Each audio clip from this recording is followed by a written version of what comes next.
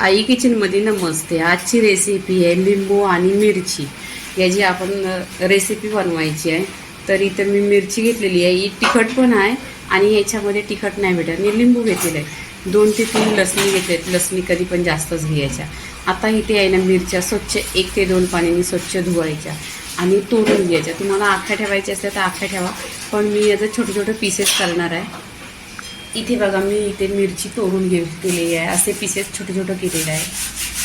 इथे लसूण घेतलेले आहे, एक पूर्ण लसूण आहे ती अशी टेचून घेतलेली आहे आणि एक पूर्ण लसूण आहे तिचं फक्त सालं काढून घेतलं।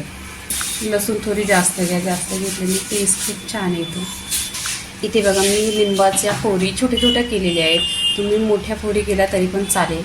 तेल 1 चमचा टाकलेलं आहे, त्यात 1 चमचा जिरं राय टाकायची, राय भरपूर टाकायची आणि राय आहे ना तरतरली पाहिजे, पूर्ण टेस्ट आला पाहिजे आणि थोडी जास्तच टाका। इथे तोरलेली मिरची टाकायची तेलावर। इथे मिरच्या बघा तेलामध्ये अशा छान परतून घेतलेल्या आहेत, 1-2 मिनिटं परतलेले आहेत, त्यांना कलर पण आलेला आहे आता। तर इथे आहे ना आपण लसूण टाकायचं, कारण पहिल्यांदा लसूण नाही टाकली, लसूण जास्त जाळली जाईल। आणि बघा माझ्या चॅनलवर छान छान अशा मिरचीच्या रेसिपी आहे, तर माझ्या चॅनलला सबस्क्राईब करा आणि अशा तुम्हाला नवीन नवीन रेसिपी भेटणार बघायला। इथे ही राहिलेली लसूण टाकायची।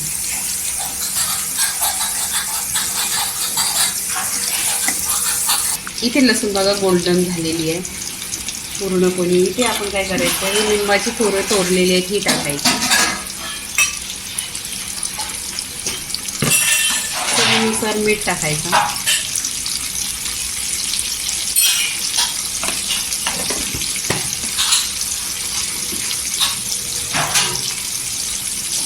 इथे हळदी पावडर टाकायची, परतून घ्यायचं तेलावर।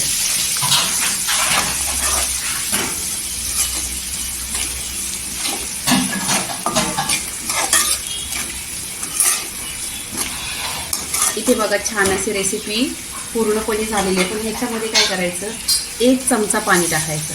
1 चमचा पाणी टाकलेलं आहे आणि एक 10 मिनिटं ढाकण लावून स्लो गॅसवर 6 मिनिटं झालेली आहेत आणि पूर्णपणे असं छान मिरची लिंबू झालेली आहे बघा, शिजलेली आहे पूर्णपणे मिरची अशी। तरी ते रेसिपी झालेली आहे। तर लाईक करा, शेअर करा, सबस्क्राईब करा आणि नेहमीच खात राहा। धन्यवाद।